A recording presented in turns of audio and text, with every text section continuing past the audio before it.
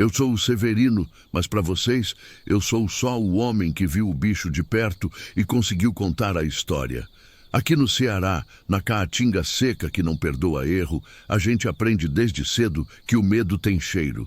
E o dele era de carniça velha misturada com enxofre. Desde que o sol se pôs, há 3 semanas, a vida da gente virou um inferno de miados cortados e silêncios que pesam mais que a seca. Não era onça, não era cachorro do mato.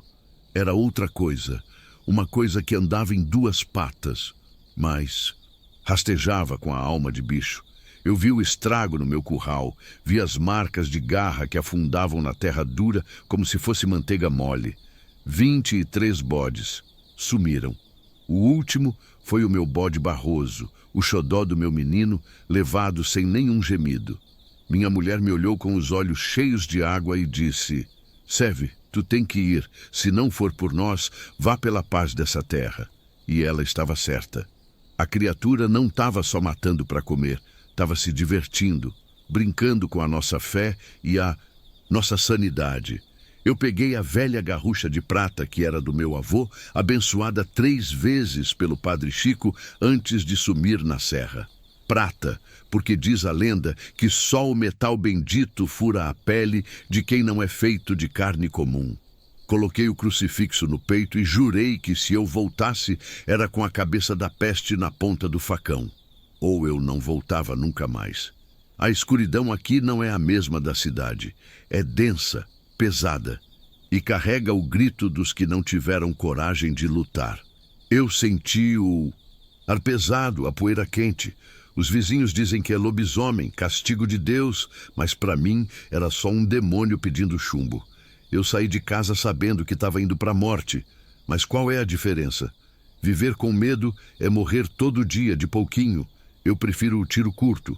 Agora me diga uma coisa. Qual foi a coisa mais assustadora que você já enfrentou na sua vida? Deixa aí nos comentários para eu ver se a sua assombração chega perto do que eu vi no sertão.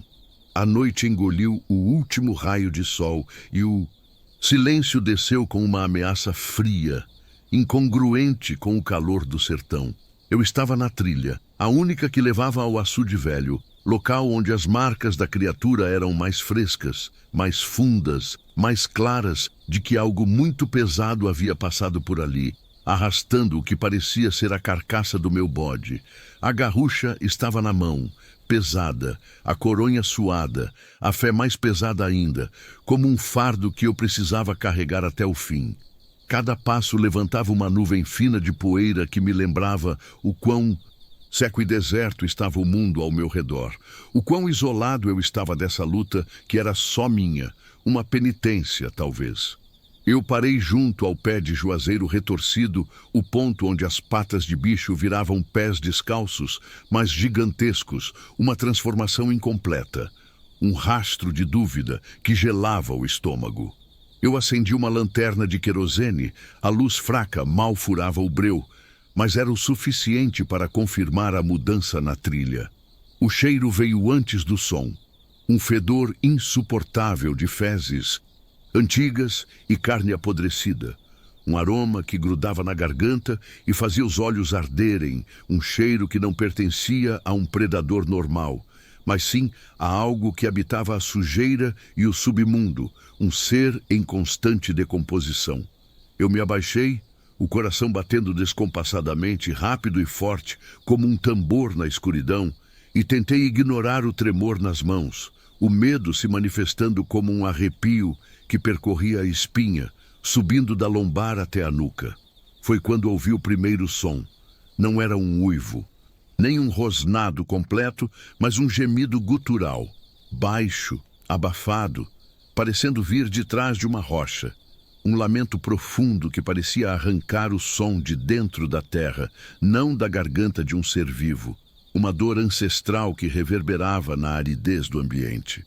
Eu sabia que estava perto demais, que ele sabia que eu estava ali, que o jogo de esconde-esconde havia acabado antes mesmo de começar, que eu tinha caído na armadilha que ele havia plantado com os restos dos animais roubados, uma isca de carne e desespero para atrair o caçador. Levantei a arma lentamente, o cano apontado para a escuridão absoluta que cercava a rocha, e tentei respirar, mas o ar parecia ter sido sugado pela presença da criatura, deixando apenas o cheiro pútrido e a ameaça iminente.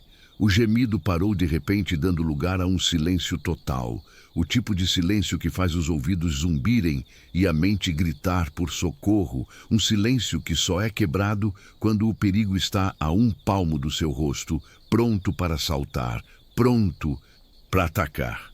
Eu senti a terra vibrar levemente sob as minhas botas, um sinal sutil, mas inconfundível, de que a criatura estava se movendo, se preparando, contornando a rocha para me flanquear. Eu não podia esperar. Tinha que agir. Era eu ou ele. Apertei o gatilho, a prata queimando minha mão. O estampido da garrucha foi ensurdecedor, quebrando o silêncio da noite com uma violência seca. E o clarão do tiro revelou, por uma fração de segundo, a silhueta macabra.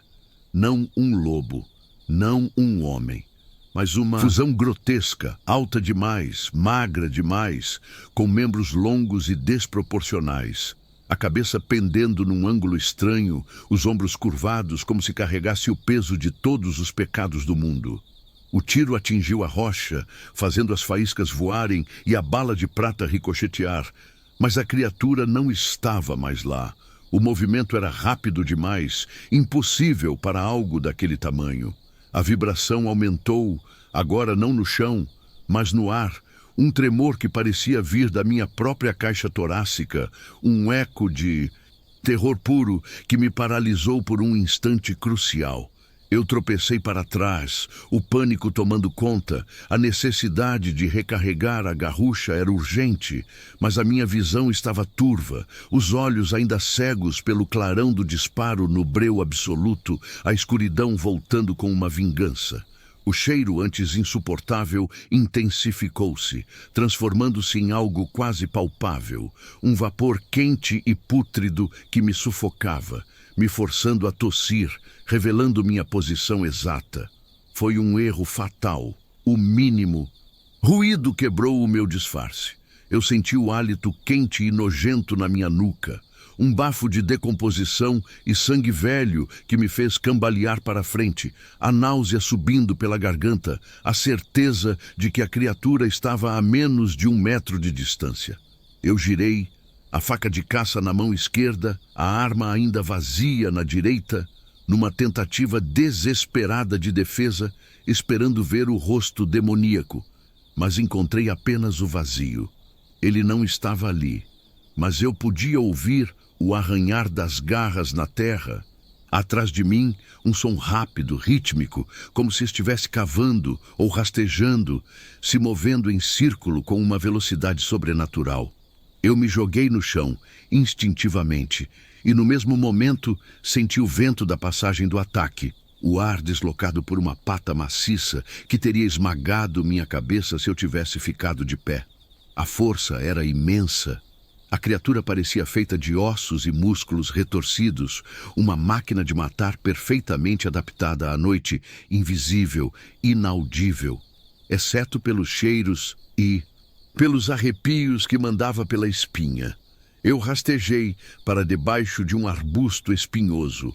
A agonia das picadas das folhas e dos galhos no meu rosto era irrelevante diante do perigo iminente. Eu só precisava de 3 segundos para recarregar a arma com o segundo cartucho de prata. Mas ele sabia, ele podia farejar o meu medo, sentir o pânico que escorria dos meus poros. O arbusto tremeu violentamente. Um rosnado explodiu a centímetros do meu ouvido. Um som que parecia rasgar a própria estrutura do... Era um ruído de ódio e fome que me deixou surdo por um instante. Eu fechei os olhos, a garrucha na mão, sentindo a ponta do focinho dele, ou do que quer que fosse, cheirando a minha perna, a respiração pesada, ofegante. Eu gritei em silêncio, esperando o golpe final, o fim da minha vida no sertão seco e amaldiçoado. O golpe não veio imediatamente. Em vez disso, senti o toque, o roçar de uma garra longa e afiada que rasgou o couro da minha bota. mas não atingiu a carne. Uma ameaça calculada, um aviso de que ele estava no controle, de que a criatura estava se divertindo com o meu terror, brincando como um gato com um rato moribundo. Eu abri os olhos. O escuro ainda era total, mas o cheiro de enxofre e podridão era tão forte que eu podia mapear a criatura pela proximidade do odor fétido. Eu tinha que sair dali. A garrucha estava recarregada. A prata fria e abençoada me dava uma falsa sensação de segurança que precisava ser transformada em ação imediata. Eu chutei para trás, acertando algo duro e fibroso. Senti a dor aguda nos dedos do pé, mas o som que a criatura emitiu foi de surpresa, um guincho agudo e rouco que não combinava com o tamanho da coisa. Um som que me deu o impulso necessário para rolar para fora do arbusto espinhoso, ignorando os arranhões no meu rosto e braços. O desespero me impulsionando para longe daquele abraço mortal. Eu me levantei cambaleando, a visão parcialmente recuperada, e pude distinguir, sob a luz fraca da lua nova, a forma escura e curvada a poucos metros de mim, parada, estudando, os olhos, se é que tinha olhos, refletindo a pouca luminosidade de uma maneira estranha, como dois carvões em brasa, não vermelhos, mas de um amarelo sujo e doente. Eu levantei a garrucha, a mira tremendo, mas o medo havia sido substituído por uma raiva fria e urgente, a raiva pela morte do Barroso, pelo medo da minha mulher, pela humilhação de estar sendo caçado em minha própria terra, uma fúria que me deu uma estabilidade momentânea. Atirei o segundo tiro, mirando na massa torácica escura e disforme. A bala de prata acertou, ouvi o impacto surdo e, desta vez, houve uma reação violenta. A criatura soltou um uivo que era mais um grito de dor humana, dilacerante e agudo, misturado a um rosnado bestial. Um som que me fez questionar tudo o que eu sabia sobre monstros, sobre lobisomens, sobre o que era carne e o que era maldição. O bicho cambaleou, o movimento desajeitado revelando a altura perturbadora, talvez mais de 2 metros de puro terror. Ele pôs as mãos, ou garras, no lugar atingido e vi que o ferimento não sangrava. A pele, se era pele, apenas soltava um vapor escuro, como fumaça de incenso queimado, e o buraco na carne começava a se fechar com uma velocidade grotesca, os tecidos se fundindo e se regenerando diante dos meus olhos chocados. A prata havia doído, sim, mas não o havia parado, não o havia matado, apenas o havia irritado profundamente, transformando a diversão dele em uma fúria assassina e direcionada. O monstro ergueu a cabeça e soltou o rosnado mais alto que já ouvi e começou a correr em minha direção, rápido como um raio. A terra tremeu sob o peso da sua corrida descontrolada e cheia de ódio. Eu não podia recarregar. Não havia tempo para a precisão lenta da garrucha. Eu estava totalmente exposto ao ataque iminente, a morte correndo em minha direção com a velocidade de um pesadelo. Eu joguei a arma para o lado e saquei o facão, a lâmina longa e polida, um presente do meu pai, a única defesa restante.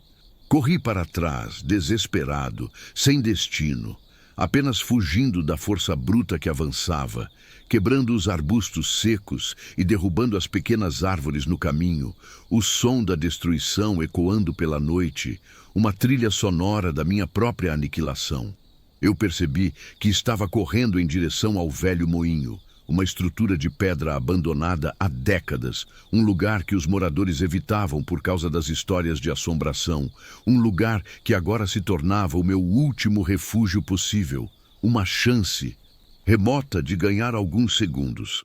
Saltei sobre uma cerca caída e entrei no moinho em ruínas, o cheiro de mofo e pedra úmida substituindo momentaneamente o fedor da criatura. Mas a sensação de segurança era ilusória e fugaz. Eu me escondi atrás de uma grande roda de moagem quebrada, o coração martelando contra as costelas, o corpo coberto de suor frio e poeira, ofegando. O monstro parou na entrada do moinho, a silhueta preenchendo o arco da porta como uma estátua demoníaca. A criatura parecia maior do que antes, mais densa, talvez ainda se curando da bala de prata. A fumaça escura ainda pairando levemente ao redor do seu peito. E então ele falou. Não foi um rosnado, nem um uivo. Foi um sussurro rouco e seco, com a voz que parecia ser feita de areia e lixo, mas era a voz de um homem. Seve, por que me persegue? O nome me atingiu como um tiro de raspão, frio e inesperado. Ele me conhecia. Não era uma besta selvagem qualquer. Era alguém que eu conhecia, alguém que havia sucumbido à maldição ou a algo pior. Alguém com quem eu havia conversado sob o sol. Alguém que talvez tivesse bebido da mesma água do açude que agora estava contaminada pelo horror. O choque me paralisou mais do que o medo da morte. Quem era ele? Quem tinha se transformado nisso? Eu não respondi, incapaz de articular qualquer som. O terror agora temperado pela tragédia e pela revelação. O monstro deu um passo lento para dentro do moinho, os olhos amarelos me encontrando no breu. A escuridão do local não importava para ele. Eu vi a forma do corpo dele se curvar e o monstro começou a rir, uma risada quebrada, úmida, sem humor, uma risada que confirmava a sanidade perdida da pessoa por baixo da pele retorcida. Ele avançou lentamente, a confiança total de que eu era apenas uma presa encurralada. Eu agarrei o facão com as duas mãos, a ponta apontada para frente, e jurei que ele não me pegaria vivo, não depois daquela voz, daquela pergunta. O confronto final ocorreu no centro do moinho, em meio aos restos de pedra e madeira podre, onde a poeira e o mofo se misturavam com o fedor da criatura, criando uma atmosfera sufocante e infernal. Eu não podia mais fugir.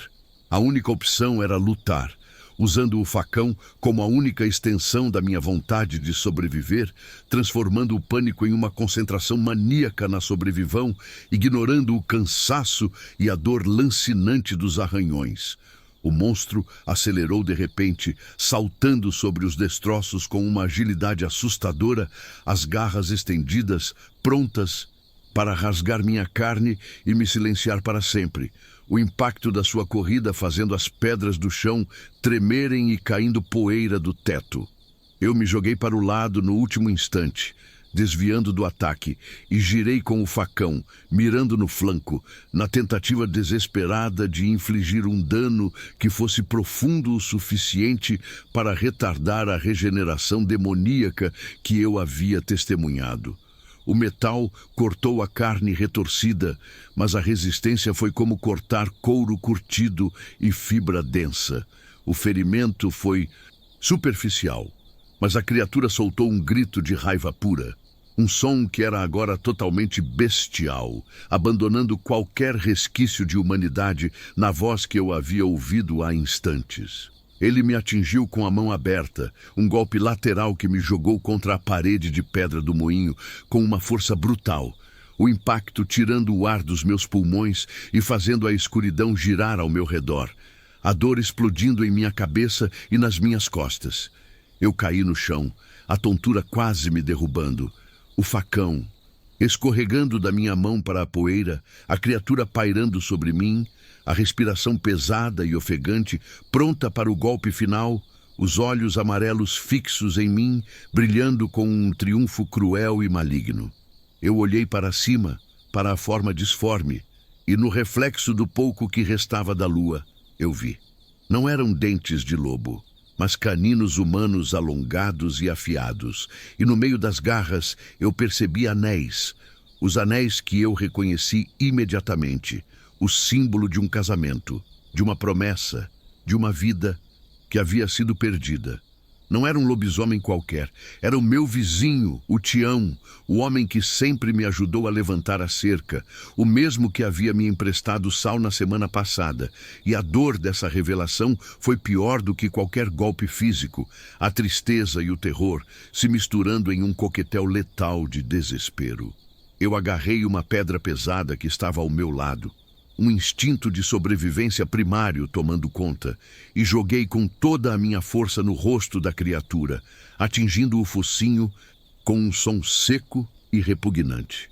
O Tião, ou o que restava dele, recuou confuso por um momento, a dor física superando o ódio, e eu aproveitei a pausa, o último resquício de energia que me restava, e rastejei para fora do moinho, voltando para o breu da caatinga, deixando para trás o facão, a garrucha e a verdade horrenda sobre quem estava nos caçando no sertão.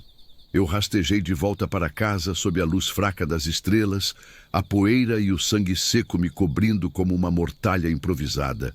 O silêncio da volta sendo 1000 vezes pior do que os uivos da noite anterior, porque agora o silêncio carregava a certeza do que eu havia visto, a tragédia de que o monstro tinha um rosto humano, um rosto que eu conhecia, um vizinho que havia sido engolido por alguma maldição antiga do sertão, por alguma força que não respeitava a amizade nem a fé. Cheguei em casa antes do amanhecer, e quando minha mulher me viu, ela não perguntou sobre a garrucha ou o facão que eu havia perdido. Ela apenas viu a verdade nos meus olhos, a ausência de triunfo, a presença do trauma que se recusava a ir embora. Eu contei a ela, sussurrando, o nome do Tião, e ela chorou, não de medo, mas de uma dor profunda pela perda de mais um de nós, para o mal que ronda a caatinga. Eu não o matei, eu apenas o feri e ele se regenerou, e ele sabe que eu sei quem ele é. E isso é o pior de tudo, viver sabendo que o terror tem a chave da sua casa, que a besta que rouba seu gado e ameaça seus filhos é o mesmo homem que você via na feira, sorrindo e apertando sua mão, um monstro que caminha entre nós, fingindo ser gente sob o sol. Eu perdi a minha garrucha de prata naquele moinho amaldiçoado, e agora estou desarmado, não de metal, mas de esperança. A caatinga nos ensina que a vida é dura, mas a noite me ensinou que o mal não escolhe vítimas, ele apenas escolhe quem ele quer transformar em um instrumento de sua maldade, e ele o faz sem piedade. O sol nasceu hoje, pintando o céu de um laranja vibrante, mas o calor do dia não consegue afastar o frio que me consome por dentro. As crianças estão quietas, os animais estão quietos, e o silêncio de hoje é apenas a pausa. Eu sei que ele vai voltar, não para me matar, mas para me caçar de novo, para me lembrar que o sertão do Ceará guarda segredos que não deveriam ser revelados, e que a maldição do lobisomem é ainda mais cruel quando você reconhece o homem por trás dos olhos amarelos.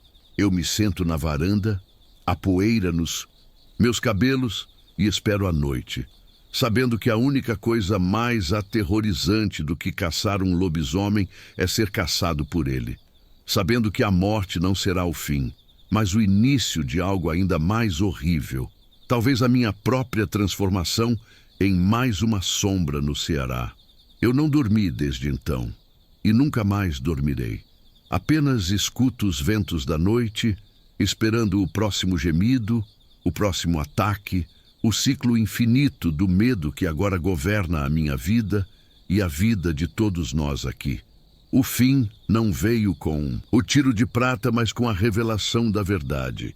E essa verdade é que o inferno não está lá embaixo. Ele está aqui, na roça, transformando nossos vizinhos em demônios.